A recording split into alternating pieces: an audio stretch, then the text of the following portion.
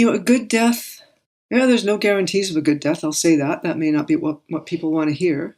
But it's, in my mind, if I'm going to have an answer to that for myself, it will be as conscious a death as possible. It'll be a death that looks after, in my dying, the ones around me. Hi, I'm Brilliant, your host for this show. I know that I'm incredibly blessed.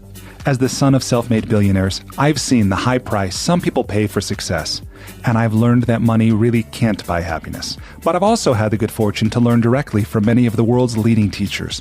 I created this podcast and the School for Good Living to share what I've learned, and to keep exploring the question, what does it mean to live a good life, and how can we do it? Despite my privilege, I lived for decades in a pretty dark place, and I know that living is often a painful, difficult, and messy business. But I also know that it can be wonderful beyond imagination, and that it's a skill at which we can improve. That's why every episode is a conversation with an author who's an expert regarding spirituality, health, relationships, work, rest and play, or money. I also ask my guests about their creative habits, routines, and mindsets, and what they've done to get their books written, published, and read. If you're ready to be, do, have, and give more, this podcast is for you. Welcome to the School for Good Living. For nearly 3 years, I've opened every episode of this podcast with the question, what does it mean to live a good life? With today's guest, I could have opened with, what does it mean to die a good death? Today, my guest is Eve Joseph. Eve is an award-winning poet. She's an incredible storyteller. She's written a book about death and dying, which also happens to be her memoir, called In the Slender Margin, The Intimate Strangeness of Dying. It's a beautiful book in which Eve shares lessons and insights spent from decades of working with and serving people near the end of their lives in hospice. In this interview, we explore our society's relationship to and understanding of, or maybe limited understanding of death. We also talk about, as I've said, what it means to have a good death. We talk about what Eve has learned about metaphor, about the creative process, about the importance of solitude in that. We also talk about what Eve has learned from having a stroke, what that was like. I feel really fortunate to have connected with Eve, to have learned from her in the many different cultures and perspectives that she writes about and talks about, and what's common to our understanding of death. You can learn more about Eve and her work at evejoseph.com. So with that, I hope you enjoy this conversation with my new friend, Eve Joseph. Eve, welcome to the School for Good Living. Thank you. It's a pleasure to be here. Eve, will you tell me, please, what is life about? I don't know. You tell me. I was hoping you'd know. Yeah, no, not that one. I don't. I have absolutely no claim to wisdom, to any kind of wisdom. And you can hear, oh, that makes her wise. No, that's not true. I'm at 67. I'm learning all the time about how to live in the best way I can, how to be the most conscious, loving parent, partner. But it's an ongoing learning. I have absolutely no idea what it's about. Okay, thank you for that. So Eve, you've written a book called In the Slender Margin, The Intimate Strangeness of Death and Dying. This book is a little different from your other books, which are books of poetry. This book, In the Slender Margin, is about your life. It's about your experiences, things you've learned related to death. And I want to start by asking you about an experience you write about in this book. I think you were in 5th grade. You talk about a teacher you had who read to you some poetry and the experience you had and the impact that has had on your life. That is so clear to me. I was in grade 5. And, just a regular, those, in those days, rows of, all the wooden desks were in a row. They even had inkwells. I'm dating myself. And at the front of the class, Mrs. Black read a poem. She read Blake, but she also said the word, it's crazy to remember, but she said the word ephemeral. And I remember it was like one of those collision moments. You hear that things slow down. You hear that that time moves really slowly in when there's an accident or trauma, and it wasn't trauma, but time completely slowed for me. hearing that word. And it was just, I guess it was my first experience of really falling in love with language and the impact, that had. In the book you write, I remember thinking I could actually taste the words she was saying. That is really remarkable. And you say, after what was an archetypal thunderbolt experience, I wrote into my early 20s and then stopped for 30 years. So here you are in fifth grade having this experience that sounds pretty remarkable, very formative. And yet, for some reason, you stopped writing for 30 years. What will you tell me? I know we haven't given a lot of context for the listener yet, who you are, what you do, what your life journey has been. But I thought it might be valuable to start with something that was a passion or a curiosity or an interest, and then to talk about what seems to be a pretty normal human thing to do, which is to, for one reason or another, to disconnect from that and then later reconnect with it in our lives. Will you kind of sketch that life journey out for me? Yeah, that it's a very timely question. Brilliant. I'm actually working on an essay right now. So I am a poet. I've been writing for the last 25 years. And as you say, there was a long hiatus, from that, being that young girl, falling in love with language, doing some writing, in my 20s, or up into my teens, into my early 20s, but then leaving it. And I'm writing an essay that I'm trying to mine what happened.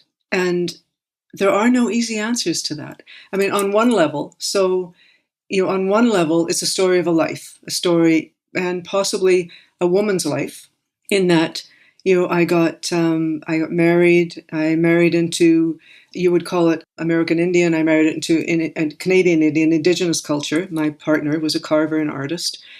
There was this whole new world. There was this whole new world that absorbed me. It was fascinating.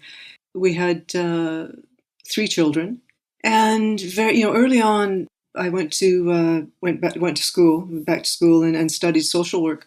We can come back to some of these things because there's intersections all over the place. There's intersections in my life between a creative drive and a drive to not do good but have an impact. A drive to be of service in whatever ways I could be. And those two drives within myself didn't necessarily meet. At least they didn't for, until I returned to writing in my mid-40s. So you can interrupt me anytime too. So what happened is, I married and we had children. I went to school. I studied social work. And I ended up, that my field was the chosen area, specialty in social work, was with the dying. Many reasons now I see that why I came to that. I didn't at the time. I simply thought, there was a hospice close to us, and I went to work there, and I ended up working there for 21 years. What I wonder, Brilliant, is a question I circle right now, is, can one be a poet and not write? Can one be a writer and know the world poetically, but not put a word to paper? And I don't have a clear answer to that. I have some thoughts about that. When I worked with, over those many, many years of working with the dying, it felt like every part of me was called to that work. It wasn't the fact that I had a degree in social work. That helped with certain things. But the fact that my brother died when I was 11, and I grew up in a house of grief, really. My mom's grief was just enormous. The fact of, working on freighters, of traveling around the world, of marrying into another culture, all those things came to bear on being with a dying person. It was what my life allowed me was to enter as much as possible, their experience. I think, in retrospect, now, that I write, now that I'm a writer, I think that the very same things come into play as a writer. Getting a degree isn't going to help you. When I started in my 40s, I went and got a creative writing degree. That was really helpful for the craft of it. But as with working with the dying, it was who I was. It was how I'd lived. It was all of those things. That it was, every single thing being called forward. to work in both those areas. So both with writing and with work with the dying. And so, back to that question of can one be a poet or can one be a writer and not write? I think I saw the work poetically. I think I saw the work without knowing that.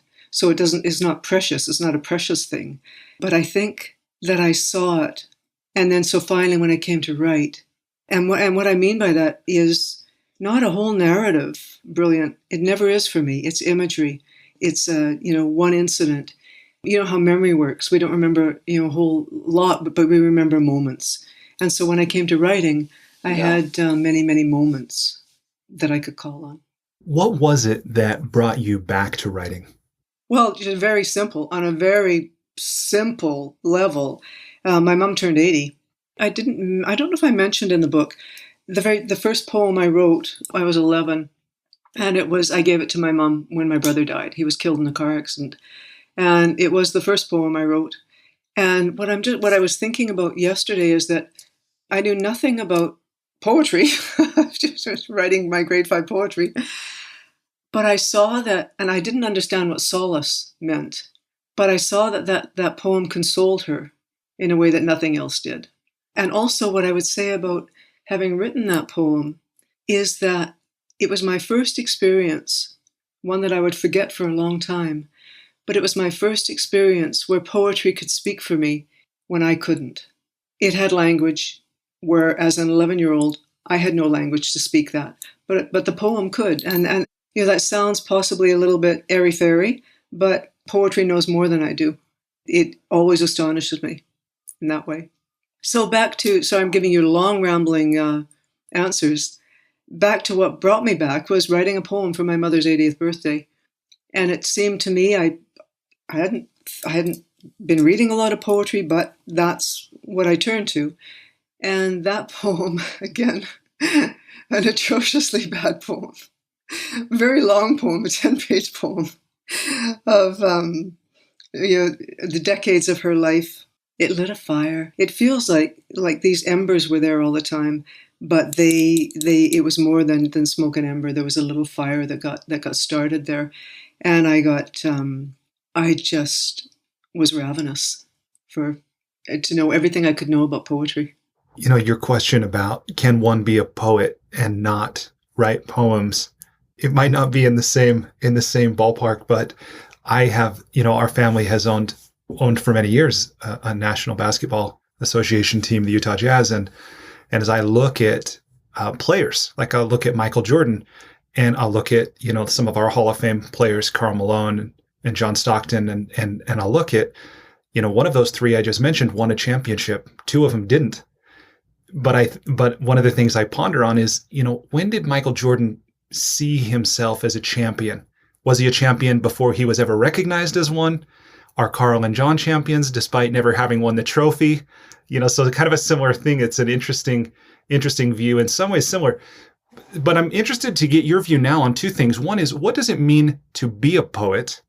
So that's the first question. And the second one is, what's your latest thinking on can one be a poet and not write poems? What it means for me to be a poet is very much just related to how I see the world, how I filter the world. Still, there is not always language. Writing doesn't come easy to me. It's often a struggle. Or engagement, let me put it that way. I guess most importantly, brilliant, what poetry did for me, and it did it, and it still does it, is how to say this? It's not that it returned me to an authentic life, but my whole sense of myself living an authentic life is related to poetry. It doesn't mean that I was inauthentic when I was, raising my children or, working. There was an authenticity there, but this feels deeper. It feels like poetry really feels like who I was meant to be in this world. That you find, if you're lucky, you get a chance to be who you are meant to be, and that's exactly what poetry has done for me. Second part of your question, yeah, I totally believe you can be a poet and not write. I have a dear friend who's a counselor at hospice still, and one of the most poetic thinking people I know. She brings this poetic gaze to the dying that's phenomenal. She doesn't write. I keep telling her she's a poet. She needs to write. But yeah, I think it's possible. I think this is probably true in every field. And I'm reminded, as you say that there is no correlation between confidence and competence. A lot of people who are confident they're a good X, but, whatever. But maybe the world would be better if they weren't so confident. Let me turn the conversation now to a discussion of death and some of the things that you've learned in this regard. I learned a lot from your book, and I really enjoyed it.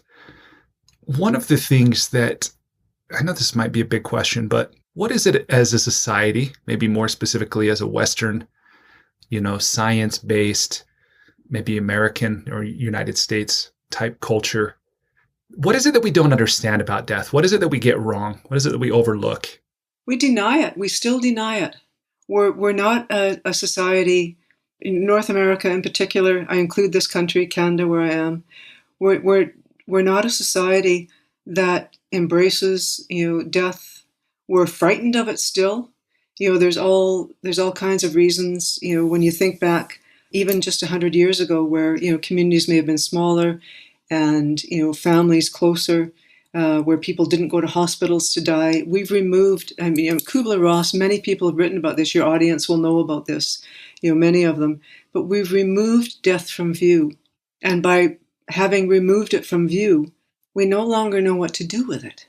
We've lost ritual and ceremony, and that's connected again sociologically to many people turned more to religion for answers. Not as many in the same way do that. So if you don't believe in God, how do you make sense of this?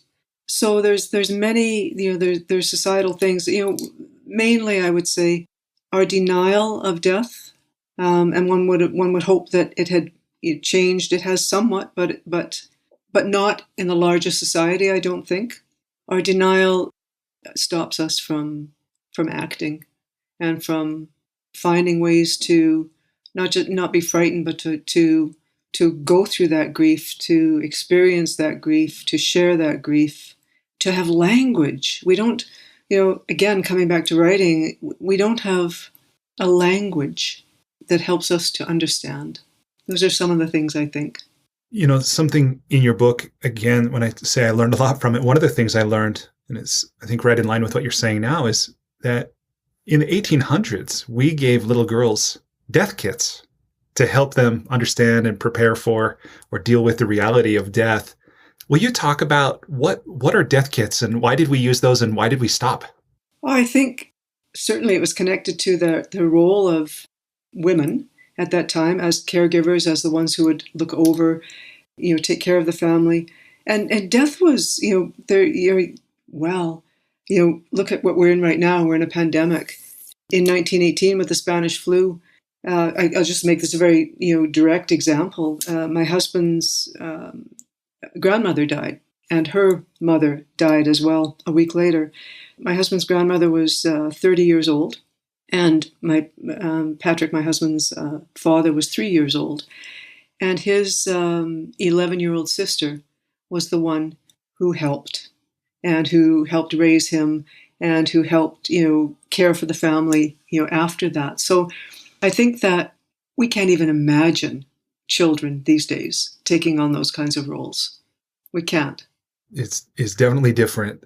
Brilliant. It was incorporated. Dying was incorporated. There was a practical approach to dying too. It was incorporated, and there, into living, and there were rituals in place that people knew what to do. You mentioned too, and this I think is no surprise, but it's one of these things that maybe as we live along, as we go through life each day, and we don't necessarily see the long view, where we've come from or where we're going as a society or individuals. But you point out that historically people died at home rather than in institutions or care facilities, and that this is really only a fairly recent development. How do you think that this has changed us? Are we better for it? Have we lost something? Like, what's your view of that? Again, nothing is straightforward. It's tempting to say Yes, we lost something, but we've gained things as well. With there's wonderful hospices. There's so much more is known. And I imagine in those days, I imagine brilliant in the days that people were routinely dying at home.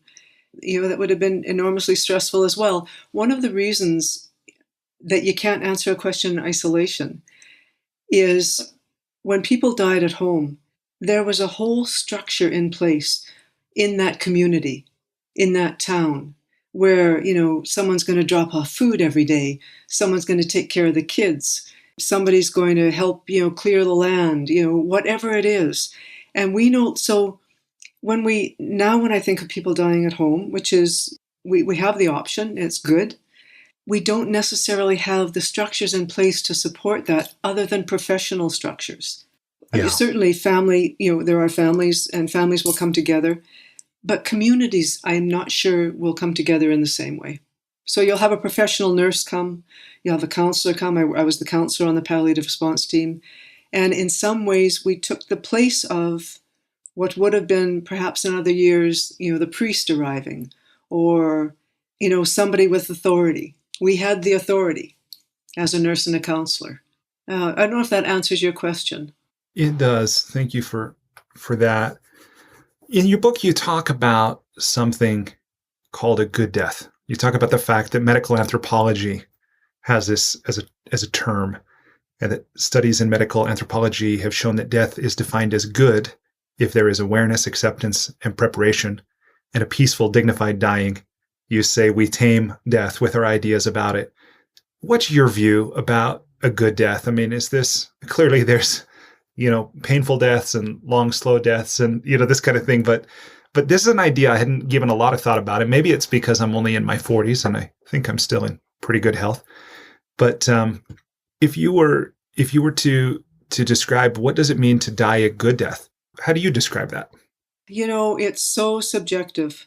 First, what I would say it isn't is I think that we do ourselves an incredible disservice when we think that there is even such a thing as a good death to strive to look towards.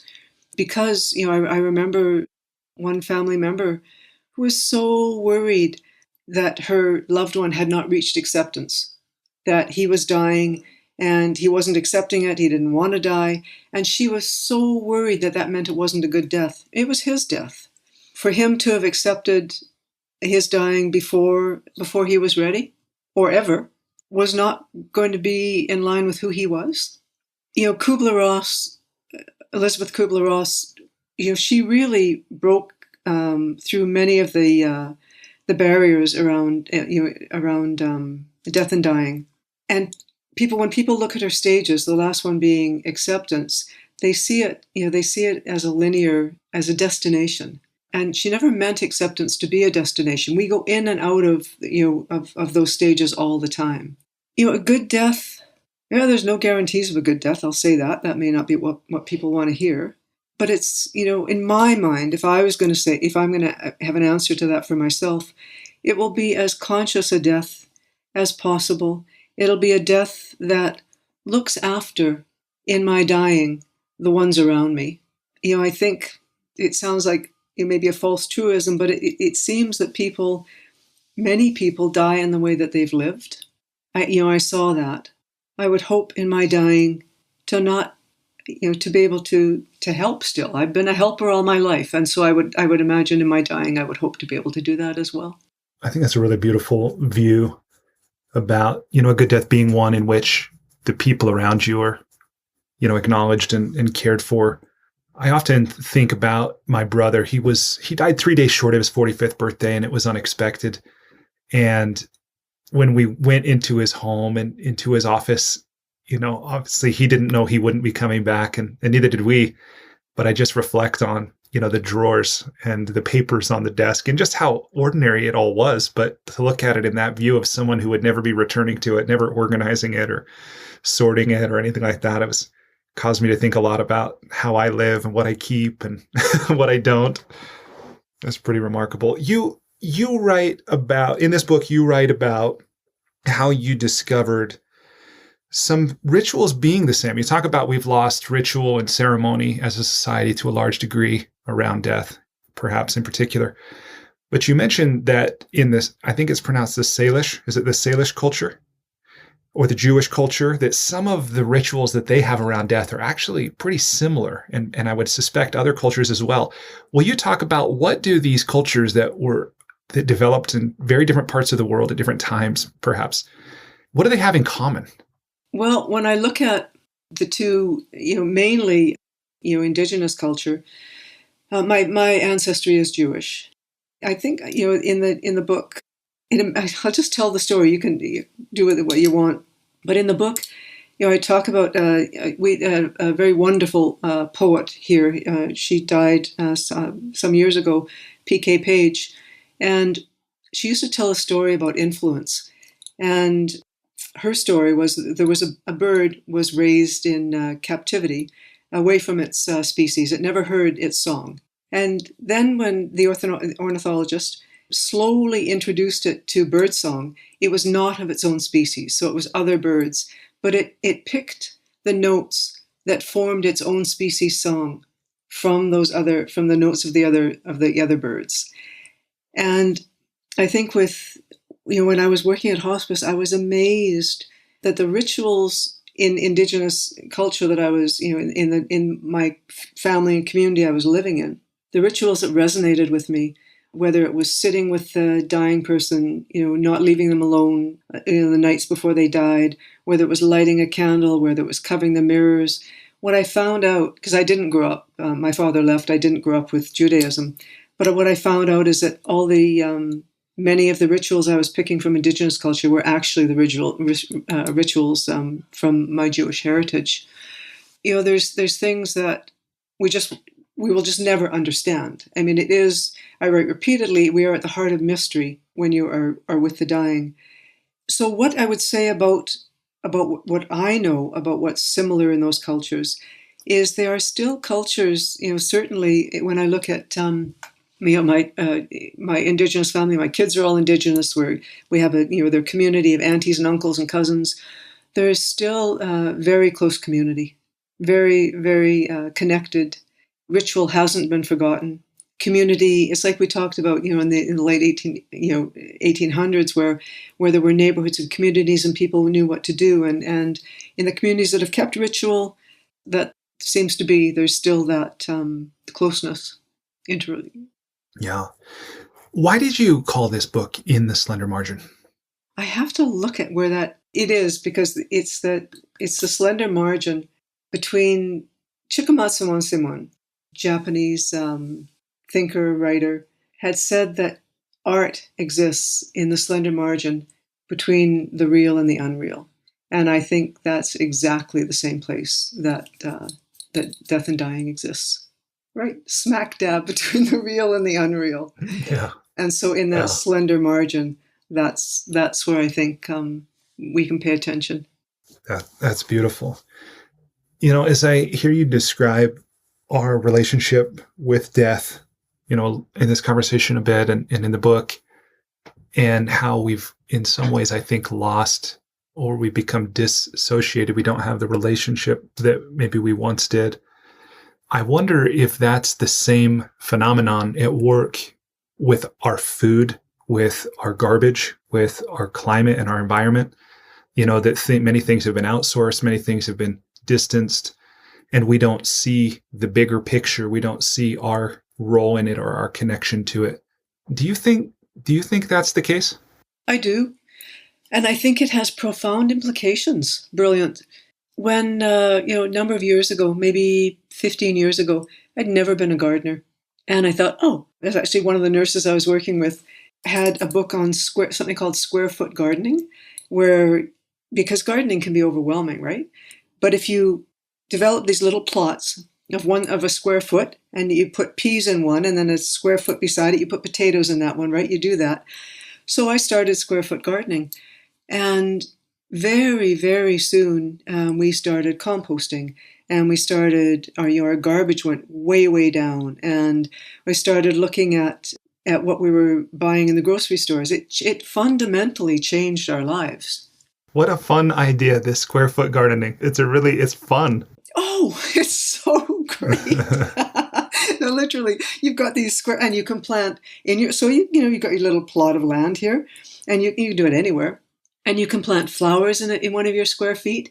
You can plant, anything. So it's really cool. It's really neat. And then I became a gardener out Oh, of that. that is really great. Yeah. So yes, and that your question is, if we separate ourselves from things, how can we care about them? How can we be aware? How can we taste them? How can we know? Yeah. Well, and that then kind of brings me back to this idea of living as a poet or living poetically or something. I love the way you describe this in the book when you say, poetry is how I see the world and how I know I'm fully alive. You also say, it feels as essential as breath. It calls me to be present and shows me things as if for the first time. And that is so wonderful that, I've practiced a formal meditation practice for about the last decade, and I've begun teaching mindfulness in the last few years to others, but I'd never thought about poetry as a doorway to, helping, first of all, for myself, but also helping others who might not be open to mindfulness per se, but as to be present and see things newly. That is really wonderful. If you were to instruct, and I suspect you do from time to time, young writers or maybe even older writers, what instruction do you give people? Or what invitation or challenge do you give people who want to write and live poetically? This sounds so cliche, but to follow what you love. I didn't find poetry, or poetry didn't find me, however that works, because I was rationally trying to think about something, it just pulled the carpet out from under my feet. I loved it. I didn't know anything about it or much about it when I started, reading voraciously all the poets I could find, and just so follow what you love, but also educate yourself. Read everything you can. Read what you love.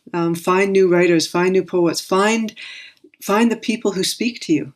There are. I've been, the last book I wrote was prose poetry. I have been absolutely captivated by prose poetry. And so, now if I go into a bookstore, I'll flip through a book, and if it's in traditional line, unless it's someone I'm looking for in particular, I may not be interested. But once I see that little window block of prose poetry, I'm going to read it.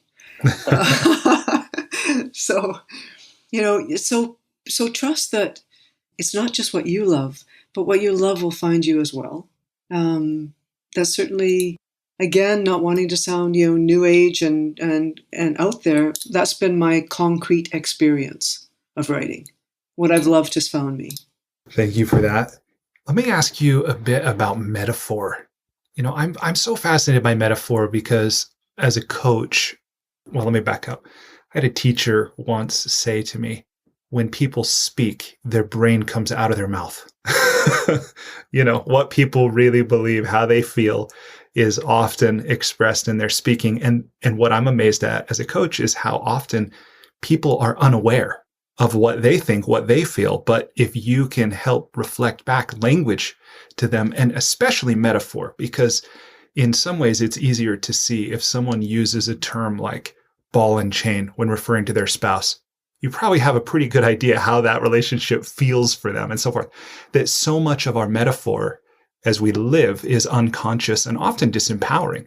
But when used consciously as like a poet, or maybe unconsciously when we're in a flow or the muse is speaking or whatever, who knows where it comes from.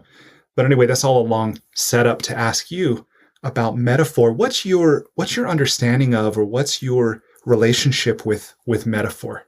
Oh, for me, metaphor gets right to the heart of something. So it bypasses explanation. It bypasses simile, where you would say something is like something, or as, compared to like or as. The grill is as hot, the hot plate is as hot as it's a terrible simile, as the sun. But metaphor, I remember a friend, a poet, writing a line once, just saying that he had a pond, and he said that the goldfish were the water's thoughts. And to me, that's metaphor. And so it just cuts away everything to the truth of a situation, to the truth of something. Yeah, it feels like it bypasses the editor, it bypasses the intellect to go right to the heart of what something is. Yeah, and I was so struck by a sentence you wrote where you say that metaphor, the engine of poetry, which first of all, I love that. So metaphor, the engine of poetry, is also the language of the dying. What do you mean by that?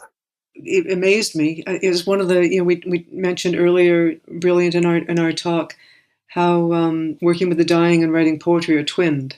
That, and my experience of that over the years was, I didn't know before I started working with the dying. I didn't know that that metaphor was the language that people came to. So you'll get many, many, many, many examples all the time of people just saying things like, I want to go home now. And even if they're at home, that it's a larger home they're talking about. Or, the woman who says, my suitcase is packed at the door and I'm ready to go.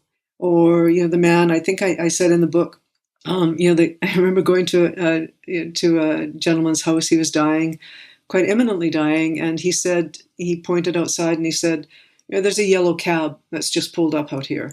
And he said, it's got the wrong address, but I'm going to go anyway. And, another woman who said to me, they're jackhammering my street. Where am I going to live? And they're astonishing metaphors for dying. And I wondered, well, as a number of things, I wondered what metaphoric language serves as someone approaches death. And I think that we're not quite in our rational minds in the same way anymore. I don't think that it's drug-induced.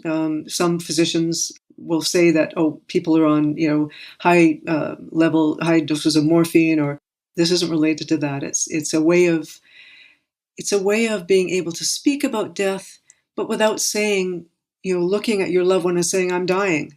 It's different, but it isn't a conscious decision either. Don't get me right. It's not a way of avoiding. It's just the music of the language that comes as someone is approaching death. Yeah, that's so fascinating. And it's totally fascinating. And so one could make a leap and say that, being that metaphor being the engine of poetry is also, people, it's the language that people come to when they die is poetry. Do you mind if I ask you questions about your stroke? I know you've written an article about it where you shared your experience. What have you learned? I mean, obviously you've lived closely and served, people at the end of their lives, and a stroke is a very serious thing. I think you mentioned, I didn't know this either, that after heart disease, it's the second leading cause of death in the world. And fortunately, you've survived. What was your experience with stroke like, and what's your life been like since? Right. So a little bit of background. I had a stroke, let me think, going on 7.5 years ago. I'd had some arrhythmias, and right out of the blue, I was 60 years old and very healthy. And so I had a stroke. And it's so amazing. You look back, for anyone who's experienced, kind of any medical emergencies, you look back on it and you can't quite believe your memories, that was you. I couldn't walk upstairs. I was just exhausted. I cried all the time. The stroke was in the thalamus, which is very close to emotional control. And so I would just weep all the time. I cried all the time. This is for a couple of years. I did write an essay about this eventually. I think what stayed with me is, and what will have stayed with people who've experienced, anything life-threatening, is just a very different sense of vulnerability and mortality. Not taking, just don't take this for granted. I feel more fragile, and that may come with age anyway. But that veneer between worlds is just a wee bit thinner for me, I think. And with that also comes an enormous gratitude, to have this time. Raymond Carver is an American poet, a late American poet and short story writer. One of his wonderful poems is called Gravy, and he was alcoholic, lived a really hard drinking, hard smoking life. Met Tess Gallagher, another one of your wonderful American poets, and he quit drinking, and he eventually got lung cancer, but he had 10 years with Tess Gallagher that he never expected to have. He expected that he would die, and he had these 10 years with this love of his life. And the poem, he wrote about it, the poem's called Gravy. It's like, it's a wonderful poem. You should look it up. It's called Gravy, and it's like the gratitude that we feel for what we don't ever imagine that we would have. And so I have to say that I feel like it's a bit of gravy here. I know this is not uncommon for people who have some kind of a near-death experience to, and survive, to return to life with a greater appreciation. You said vulnerability, maybe a sense of aliveness or purpose. Do you think that we can cultivate those things to the same degree without having to go through something so traumatic or serious? And if so, how? Well, I guess just the practice that you talk about, the practice that you've been engaged in for years with mindfulness, with meditation. I will, for myself, I'm not sure that anything would have brought me to that knowledge in the same way as a life-threatening experience. I'm just not sure. I don't know, but that is black and white, So there's something of the urgency of that, and of something, like you say, seeing your brother's papers, seeing what someone just left. When you experience something like that, you're very close to that. So yeah, I don't know. I'm sure you'll have many people who would tell you, yes, you can practice. I just am not sure. Oh, thank you for that view. Well, if you're okay with it, let's go ahead and transition our conversation now to the Enlightening lightning round. Sure. All right. So again, this is a series of about 10 questions on a variety of topics. My aim, for the most part, is to ask the question and stand aside. You're welcome to answer as long as you like. All right. Question number 1. Please complete the following sentence with something other than a box of chocolates. Life is like a... It wouldn't be a box of chocolates. Brilliant. It would be a storm-tossed, brilliant, wild ride. Yeah. This is the first time, too, by the way, in asking that to more than 100 guests, that I'm thinking maybe I should make that question not be a simile and be a metaphor. Life is a blank, not life is like a blank. But would it change your answer at all if it was life is a... No. Okay, I like it. All right, question number 2. Here I'm borrowing the technologist and capitalist Peter Thiel's famous question. What important truth do very few people agree with you on? Bah.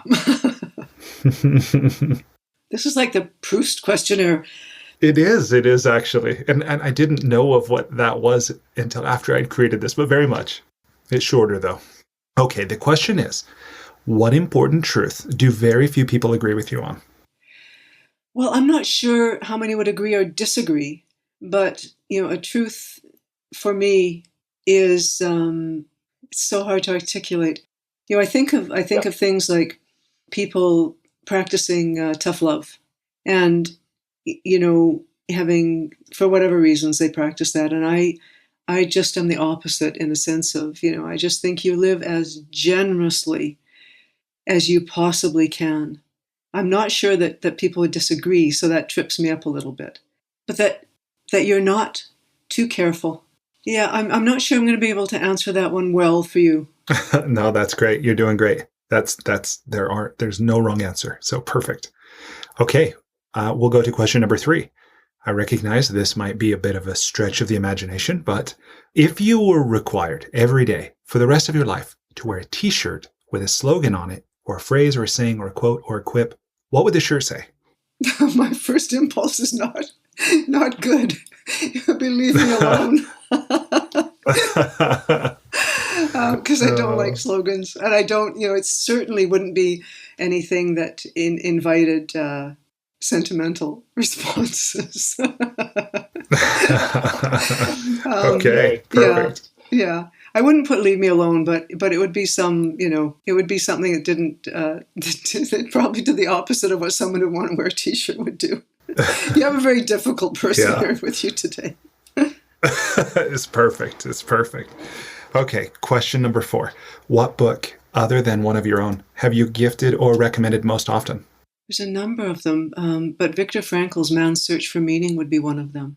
Frankl being a Holocaust survivor who wrote this book following his years in a concentration camp, and then developed a therapy out of it, logotherapy, where he talks about the most important thing in this life is how we make meaning. I think that we often give books, not just books that we love, but the books we gift to people, often maybe people who are maybe struggling. So that's one of them. And another one would be Joan Didion's The Year of Magical Thinking, for the same reasons that often a book comes to mind when you want to be able to reach and be able to offer something to someone. Yeah, thank you. That book, by the way, Man's Search for Meaning, is the most common response to this question on my show in about Oh, that's so interesting. So I haven't quantified it, but my guess is it's at least 15 of the 100 people I've asked have said that. Wow, that's really interesting to me. That's great. Yeah. Question number 5. You've been based where you are a long time, but I imagine that your work has taken you around at least the continent. So with a lot of travel. This question is about travel. This is all a long way of saying, what's something you do or something you take with you when you travel to make your travel less painful or more enjoyable? When I travel, I have books.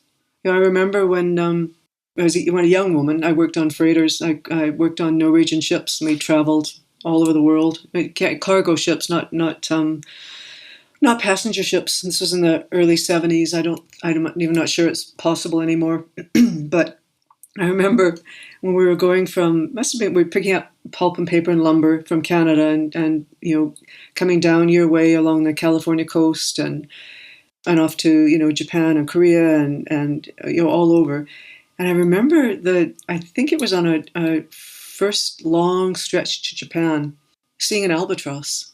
Just albatross just came and wove behind us, and for days and days and days. And I had my Ancient Mariner with me.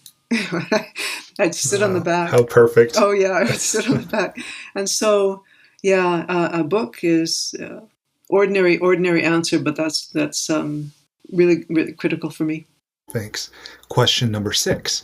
What's one thing you've started or stopped doing in order to live or age well? Well, again, back to your question about, is it important to be connected to how we live and what we do? That square foot gardening that I mentioned, it went from the little square foot to a bigger, we tore up our whole backyard and, put in flowers and plants and food. And in the last, I guess 3 years now, we're essentially vegan. We vegan, but we eat fish. So we're, slash. We've really made changes in our diet. It wasn't a bad diet, but we no longer eat animal product. And I think that that's been a really, really good thing in my life, in our life. Right on. And good for the planet, too. Yeah, and good for the planet. Yeah. Question number 7. I ask this, knowing you're Canadian. What's one thing you wish every American knew? Yeah, okay, I'll answer that. And I apologize if it's presumptuous, but what I would wish that all people knew was that if we look after the other, we're looking after ourselves. So where that comes from is my husband was teaching or giving actually a workshop years ago in Bellingham. Went down. There was a college there, and he was teaching, and after whoever had asked him, colleague was driving him back to the ferry, and And he said, so let me understand your medical system in Canada.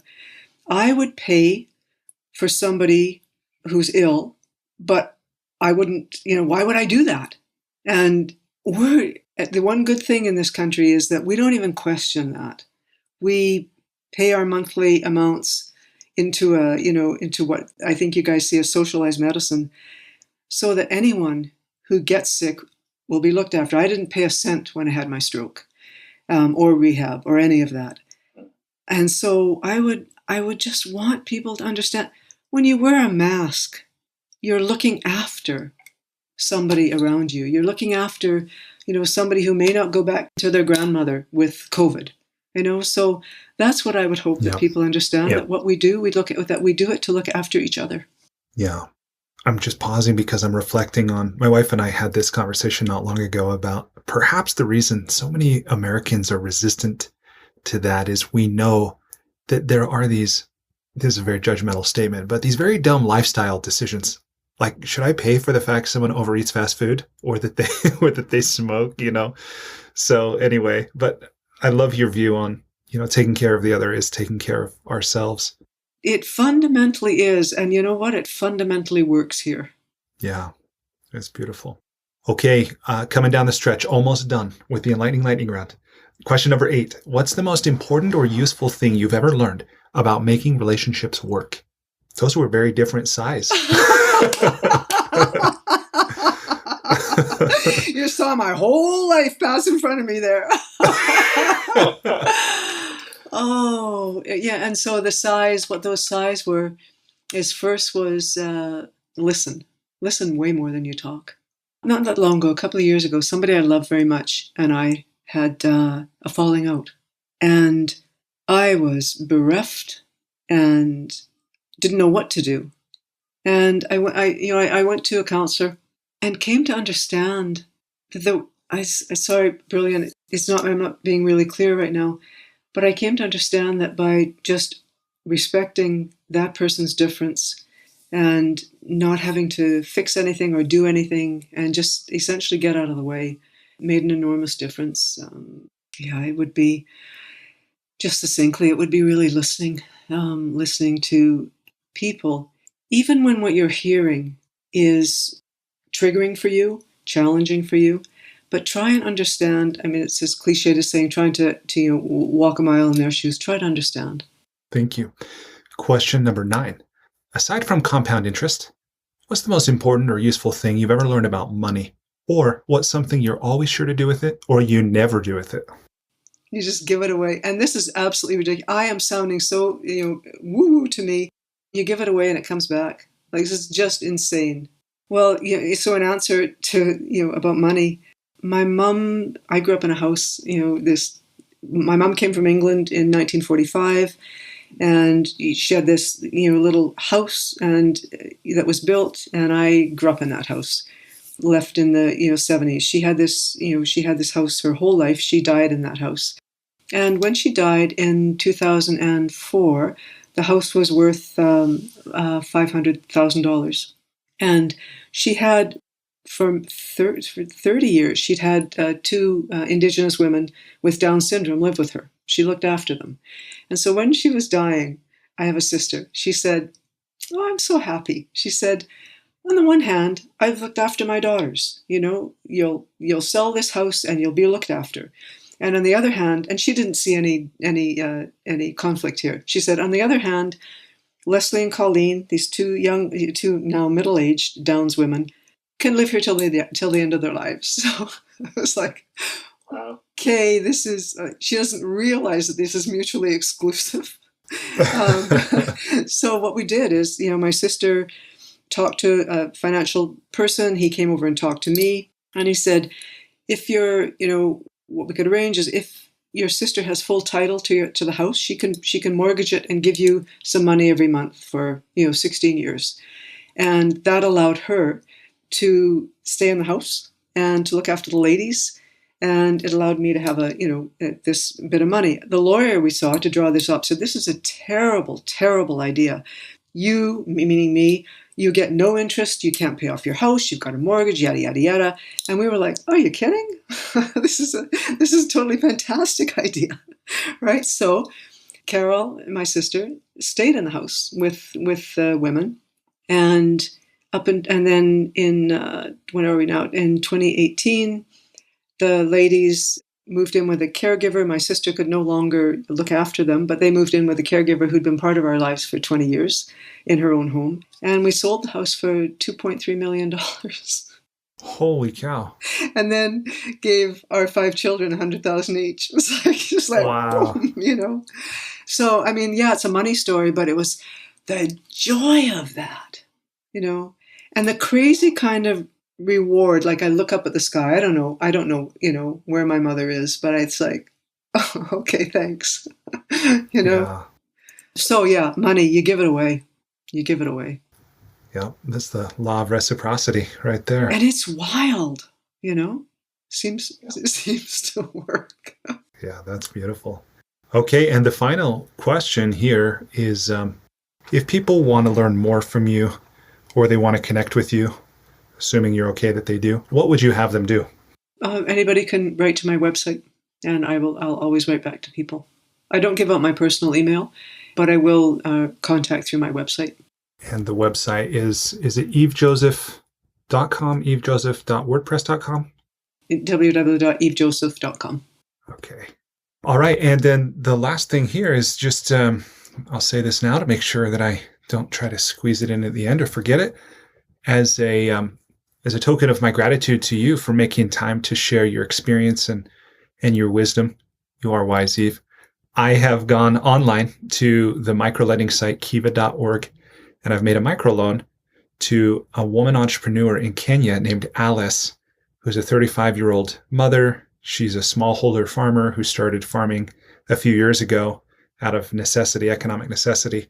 So she's going to use this money to buy fertilizer and seeds in order to improve the quality of life for herself, her family, and people in her community. So thank you for giving me a reason to go make that loan. Thank you. Yeah, my pleasure. Then the last part of our interview here is I've read a few things online about your writing practices that I'm excited to ask you about. Maybe I'll start with this one about solitude. Will you talk to me about the role of solitude in your writing? It's so interesting to me how absolutely essential solitude is. My husband is a poet, playwright, and he can write anywhere. And I need to be alone, and I need to be generally away from home. So what a month ago, a friend of ours, a writer, has a cottage on the water that he just lets writers use. And I went there for 2 weeks. Sometimes I'll rent a hotel room in a city in Vancouver. I like the city. I'm not drawn to go to the pastoral. I'm drawn to go to the heart of something. What I find happen, why I think it's essential for me, brilliant, is that over a couple of days, the external world starts to retreat, and the internal world of thought, of image, of whatever those sparks are, starts to come more. My T-shirt, which is not a very good answer. It's like, leave me alone. Maybe that's your writing shirt. Yeah, that's my writing shirt. I no longer talk to people. I mean, I'll go get a coffee in the morning, but I don't talk to anybody. And then something starts to come that isn't as interrupted as normal. So it's really essential for me. Was there a moment when you recognized that you were a writer or a poet? Like a single moment that your sense of yourself or your identity changed? And I won't introduce myself as a writer or a poet. We're having this conversation, and it's a directed conversation, so I do that. But it still feels like too big a claim to me. So I'm definitely in process, And that's not a false humility. It's just the truth. Yeah, I know for my part, for many years, I wasn't sure what a writer did. It was like, how will I know when I've checked enough boxes to fairly call myself this thing? So, the moment for me, my grandma, I was probably 8 years old, and my grandma encouraged me to keep a journal. And I did. From that time forward, I did become something of a journaler. And when I got into college, I did decide to be an English major. I was also an Asian studies major. I've always loved language, but I didn't know what it meant to be a writer. And having a family business, I didn't think it made sense to pursue that. I thought I'll stay close to home. I'll participate in what my parents have started and so forth. And then one day, after I'd graduated from college and started working in the family business and didn't find the fulfillment I think I thought I would, or I'd hoped to, and I was wondering what I should do with my life, I looked at my stack of journals, which by then, if I'd put them on top of each other, probably reached higher than my waist. I mean, it was a lot of pages. And I thought, if nothing else, if the simple definition of a writer is one who writes, I am undeniably a writer. But beyond that, I don't know what the hell it means or what I should do. Yeah. So that was a moment for me. You know for what sure. I love about that? It takes the preciousness of it away. A writer writes. Yeah. And there's no judgment on good, bad, literary, whatever. A writer writes. Yeah, I like that. Yeah. What have you found works for you or has worked for you when it comes to routine or maybe even ritual as it relates to writing? I have tried everything that everybody's probably ever tried. Getting up at a certain time, writing daily, and nothing works consistently for me. What works consistently for me is to leave and to be alone. I think it was, who is it? Carolyn Forche. Someone says, AOC, ass on chair, show up. You have to show up. Yeah. And that's the truth. You have to show up. You have to write reams and reams and reams of bad stuff before something breaks through. But I think it's a couple of things. I think what the ritual or the practice is one thing, but I think the intent of that is something else. And for me, the intent is to reach some kind of what Rimbaud would call derangement. So an undoing of the senses, to get out of rational mind, to get out of linear mind. And it's I find that enormously difficult to do. Often, writers use alcohol. That's, a common, story about writers. But I understand, why someone would do that. One of the times I experienced that was when I went to Banff. It's a Banff School of Writing, maybe 10 years into my writing, and I went there to work on a manuscript. And something about being in the Rocky Mountains, being again alone in my own room, although in a community of artists, I started, brilliant, I started to lose my sense of time. So I would wake up at 3 or 4 in the morning and I'd just get up and write. And then I'd go back to sleep and I'd wake up at noon. And I lost, our regular routine. I lost the clock. And it was the closest I've come to derangement and to understanding how deeply connected that is to creativity. So I don't think it's the ritual itself. I think it's what you're calling on it. It's duende. It's the presence of death. It's the nonlinear that you're trying to access. I love that. That brings up so much for me too. I think about what William Burroughs said about exterminate all rational thought. And then for someone who lived for Burroughs as a gonzo journalist and experimenting with all kinds of substances, maybe there as well. But also what a teacher of mine, Werner Erhard, says about the essence of communication is intention. Like you're saying, it's not the ritual of the thing, but the intention behind it. And exactly. But the ritual may help us get there. Yeah, that's really beautiful. I know that with creativity, with virtually any creative process, the tools we use and the way those tools feel, a pen, a paper, a computer, a software, these different things, they matter to both our experience and in some way the experience of the person who experiences our work. Having said that, what tools or what technology helps you or has helped you to achieve creative expression? If I'm understanding your question, I think of, when I first started writing, it was, by hand. not even a typewriter. Patrick, that it was a typewriter, and it wasn't. It was. I write now, and let me know if I'm not understanding your question. I write on a computer.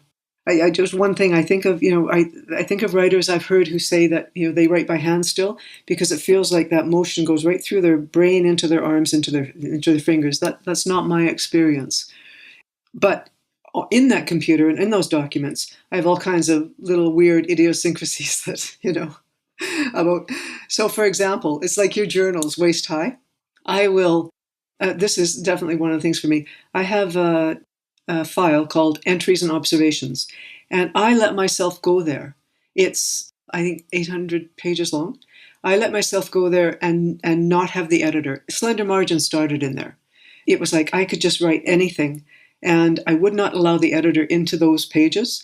And then when something starts to take shape, then I'll remove that out of Entries and Observations, and I'll start a file and I'll work on it.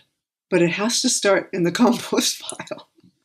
Yeah, I was, for me, I love that. It's like a creative stew.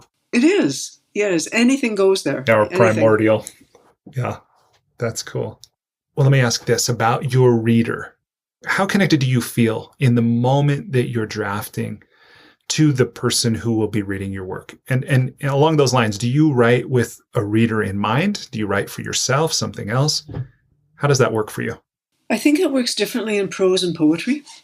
So, for example, when I was writing Slender Margin, I felt I didn't have an ideal reader, but I felt connected to whomever might read this book on death.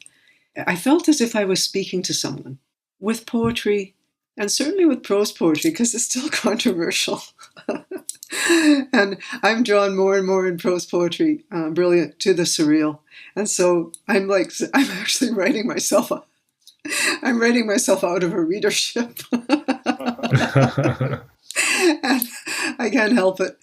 So that is for myself, amazingly, as it did win a prize, which is an incredible blessing and a wonder to me, because it does feel like it's the convolutions of this, this. Yeah, congratulations on that as well. Thanks. So, what's the lesson that you can I guess that the truth is that you don't write for others, you write for yourself, and you find that. I'm reminded of what I once heard attributed to the novelist Kurt Vonnegut, when he said, write for just one person. But I love that that's so open-ended. Is that one person ourselves? Is that a reader? Is it a specific reader? Is it some kind of composite, avatar reader or something? So, well, knowing that the intended audience for this conversation includes those who want to do what you have done, what you are doing, which is doing what you love and sharing your gifts with others in ways that they enjoy and that matter.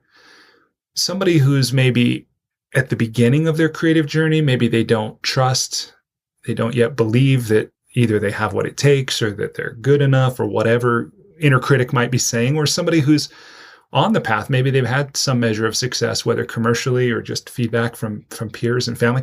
But what do you say to people who feel called this direction to write and to share their writing? What advice or encouragement or other words do you offer them? So what really helped, I think what was really important for me was to start with a passion, to start with this, to be gripped again by language. But then, I immersed myself in reading, in finding as many, past poets, present poets, finding work that I loved, immersing myself in language. So educating myself. I started an education for myself, brilliant. I had to. I went to school. I did, a couple of years of creative writing. Again, as I said, that they're helpful things to do. If you're starting out, I would say to people, if you're writing poetry, prose, whatever, send that work out, and you will get a zillion rejection slips.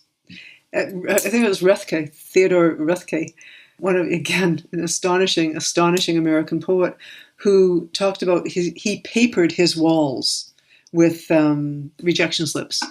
But there is something I think really important. We talk about, yeah, you write for yourself, but your work also has to be out there. It helps, for your work to go out, to be heard. The feedback is wonderful. When you see your first piece of writing and published, it's enormously rewarding. So so send it out, read, learn.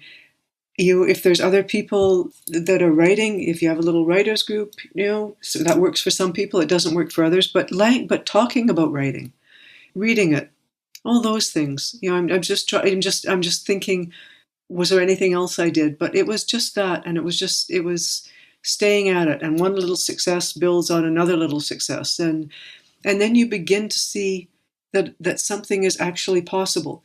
When I was in creative writing, and had a very good teacher who was teaching craft and different forms. It was, and one of the forms that she taught was the ghazal, Persian form of poetry. And I loved it's written in couplets, and I loved the associative nature, how it was like a falling of the brain. It tracked the movement of the mind. And I was completely caught by that. So I started to write ghazals. And that same teacher, that same prof one day was going through, I had to hand a manuscript for the course in, and she found these ghazals at the end of the bottom, and she said, "What are these?" And I said, "Oh, I'm just playing with it. I really love it." And she said, "Write these," and it became my first book. So you just don't know. Yeah, I love that, and I love to, and this was something I really enjoyed learning about your journey from, is that the form of something, whether it's prose, whether it's these ghazals, something else, that even before we know what we will populate the form with, we can know we love the form of something, or we're curious about it. And I think there's something there that, of course, I don't even know what that would fall under, if this is like semiotics or, There's a dance of form and content. And trust that with your content, you will find the form, that allows you, that, the ghazals were an attempt also to write, my first attempt to write about death. And eventually what that needed was a more prosaic, open thinking line. And so, so that happened. But you find that, and you can also, you can flip that right in the opposite way, brilliant. And as poets, get a book of form and write sonnets and write villanelles and write odes, strictly adhere to the form, the traditional form, and you'll be really surprised where that will bring you. Rhyme will bring you places you wouldn't have gone. Meter will bring you places that you wouldn't necessarily go. So play. Yeah, that's fun. Well, Eve, I have enjoyed this. As I mentioned a couple times, I've learned so much from your book and from our conversation today, and I'm really grateful. We've connected. So thank you for being a guest. Thank you so much. You're a lovely interviewer, a lovely man. So thank you. Oh, there you are. Well, thank you. It's been my pleasure. And I know there's so much more we could still talk about. And I don't know about you, but I feel like maybe we're about at the end of the conversation. Is there anything that we haven't touched on that feels like it might be of service to the listener? There's nothing. It's just been a lovely conversation, which is not an interview so much as just a lovely conversation. So thank you for that. I agree. Well, my pleasure. Well, okay, so we'll go ahead and wrap there. So I'll just say again, thank you, Eve, and thank you to everybody listening. I hope that you've enjoyed this. I hope if you've listened this far, clearly there's been something that's resonated with you. If you haven't already checked out Eve's work, I hope you do. Despite living in an age where we have more comforts and conveniences than ever before, life isn't working for many people.